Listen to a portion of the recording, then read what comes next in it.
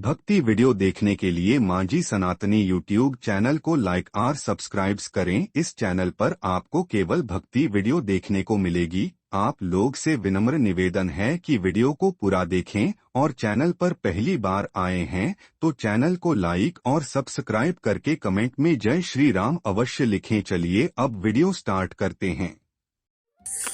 आशुतोष महाराज जी की जय, दिव्य ज्योति जागृति संस्थान की जय, श्री रामचंद्र जी की जय, सच्चे दरबार की जय। प्रिय भक्तों, आइए हम जान लेते हैं उन महान अनमोल विचारों को जिसे आशुतोष महाराज जी ने स्वयं कहा है।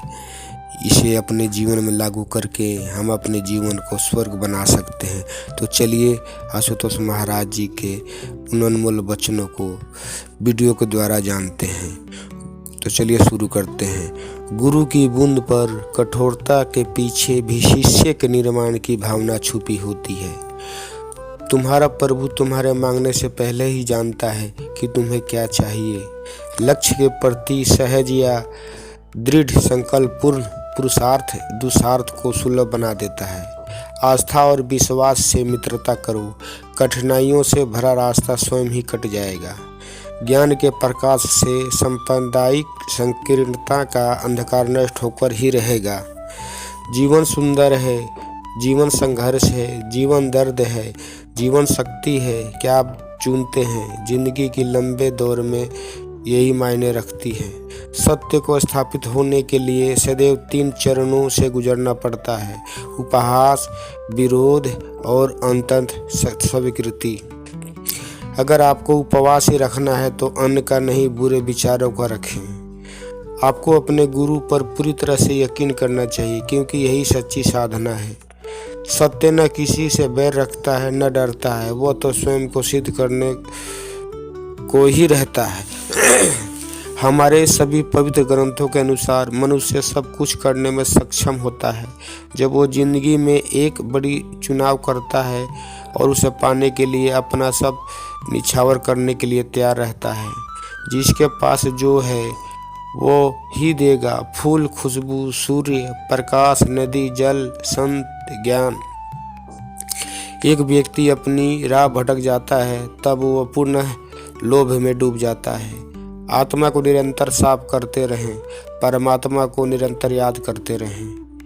लक्ष्य विहीन होने के कारण एक मनुष्य हमेशा दुनिया के ऐशो आराम में इतना डूब जाता है कि वह कभी भी दुनिया में कोई नया या सकारात्मक बदलाव नहीं ला पाता है। अगर तुमने अपने चरित्र पर दाग लगाया तो इस पाप के लिए मेरे शब्दकोश में क्षमा नाम का कोई शब्द नहीं है।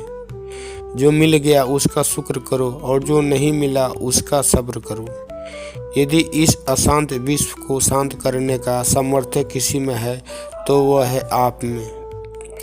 अगर आपके अंदर के विचार बहुत छोटे हैं तो आपकी शारीरिक वृद्धि का कोई लाभ नहीं। सत्य को स्थापित होने के लिए 3 चरणों में गुजरना होता है: उपहास, विरोध और अंत में स्वीकृति। हमें शरीर के चिकित्सक की बजाय आत्मा के चिकित्सक की आवश्यकता होती है। मनुष्य केवल संभावित रूप में जन्म लेता है। वह अपने और दूसरों के लिए एक कांटा बन सकता है। वह खुद और दूसरों के लिए एक फूल भी बन सकता है। जैसे जैसे आप अधिक जागरूक होते जाते हैं, इच्छाएं गायब होती जाती है। जब जागरूकता 100% हो जाती है तब कोई इच्छा नहीं रह जाती। नरक हमारी रचना है और हम असंभव करने का प्रयास कर नरक बनाते हैं। स्वर्ग हमारी प्रकृति है, यह हमारी सहजता है, यह वह जगह है जहां हम हमेशा होते हैं। सच्चा प्रेम अकेलेपन से बचना नहीं है। सच्चा प्रेम बहता हुआ अकेलापन है। अकेले रहने में कोई इतना खुश रहता है कि वो इसे बांटना चाहता है। जब आप अलग हैं तो पूरी दुनिया अलग है। ये दूसरी दुनिया बनाने का सवाल नहीं है, ये केवल एक अलग आप बनाने का सवाल है। वह जो आपको दुखी बनाता है केवल वही पाप है। वह जो आपको खुद से दूर ले जाता है केवल उसी से बचने की ज़रूरत है। बीते हुए कल के कारण बेकार में बोझिल ना हो। जो पाठ आपने पढ़ लिए हैं उन्हें बंद करते जाएं। बार बार उन पर जाने की ज़रूरत नहीं है। खुद को वैसे स्वीकार करें जैसे आप और ये दुनिया का सबसे कठिन काम है, क्योंकि ये आपकी ट्रेनिंग, एजुकेशन और कल्चर के खिलाफ है। आप बाहरी रूप को बदलते हुए कई जिंदगियां लगा देंगे, फिर भी कभी संतुष्ट नहीं हो पाएंगे जब तक कि आपके भीतर का बदलाव नहीं होगा। बाहर कभी भी परफेक्ट नहीं हो सकता।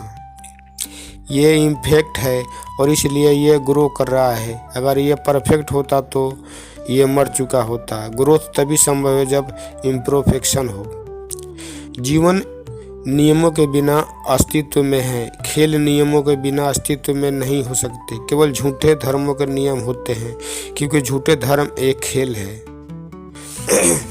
आत्मज्ञान एक समझ है कि यही सब कुछ है, यही बिल्कुल सही है, बस यही है आत्मज्ञान। कोई उपलब्धि नहीं है। यह जानना है कि ना कुछ पाना है और ना ही कुछ साथ में जाना है।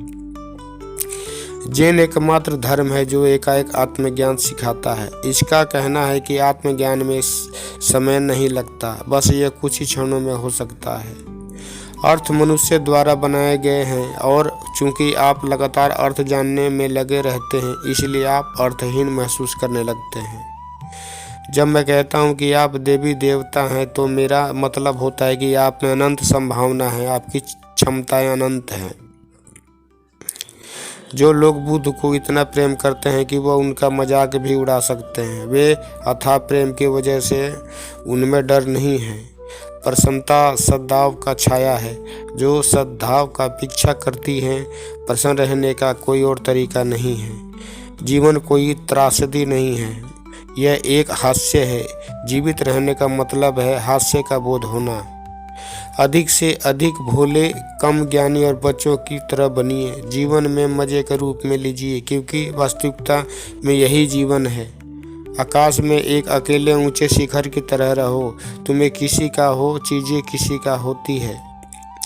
संबंध उनकी जरूरत है जो अकेले नहीं रह सकते। अगर आप बिना प्रेम के काम करते हैं तो आप एक गुलाम की तरह काम कर रहे हैं। जब आप प्रेम के साथ काम करते हैं तब आप एक राजा की तरह काम करते हैं। आपका काम आपकी खुशी है, आपका काम आपका डांस है। सत्य कुछ बाहरी नहीं है जिसे खोजा जाना है, ये कुछ अंदरूनी है जिसका एहसास किया जाना है। केवल वो लोग जो कुछ भी नहीं बनने के लिए तैयार हैं प्रेम कर सकते हैं। यहाँ कोई भी आपका सपना पूरा करने के लिए नहीं है। हर कोई अपनी तकदीर और अपनी हकीकत बनाने में लगा है। अगर आप सच देखना चाहते हैं तो ना सहमति और ना असहमति में राय रखिए। कोई चुनाव मत करिए। जीवन में ऐसे अपनाइए जैसे आप अपनी समग्रता में हैं। जब प्यार और नफरत दोनों ही ना हो तो हर चीज़ साफ और स्पष्ट हो जाती है। जीवन ठहराव और गति के बीच का संतुलन है। मूर्ख दूसरों पर हंसते हैं, बुद्धिमत्ता खुद पर। उस तरह मत सोचिए, चलिए जिस तरह आपको चलाए। उस तरह चलिए जिस तरह प्रेम आपको चलाए। उस तरह चलिए जिन पर खुशी आपको चलाए। किसी से किसी भी तरह की प्रतिस्पर्धा की आवश्यकता नहीं है। आप स्वयं में जैसे एकदम सही हैं, खुद को स्वीकार कीजिए। आप जितने लोगों को चाहें उतने लोगों को प्रेम कर सकते हैं। इसका ये मतलब नहीं कि आप एक दिन दिवालिया हो जाएंगे और कहेंगे अब मेरे पास प्रेम नहीं है। जहाँ तक प्रेम का सवाल है, आप दिवालिया नहीं हो सकते। सवाल ये नहीं है कि कितना सीखा जा सकता है, उलट सवाल यह है कि कितना भुलाया जा सकता है। मित्रता शुद्धम प्रेम है। ये प्रेम का सर्वोच्च रूप है, जहाँ कुछ भी नहीं मांगा जाता, कोई शर्त नहीं होती, जहाँ बस देने में आनंद आता है, उसे ही सच्ची मित्रता कहते हैं। कोई प्रबुद्ध कैसे बन सकता है? बन सकता है क्योंकि वो प्रबुद्ध होता है। उसे बस इस तथ्य को पहचानना होता है। यदि आप एक दर्पण बन सकते हैं तो आप एक ध्यानी बन सकते हैं।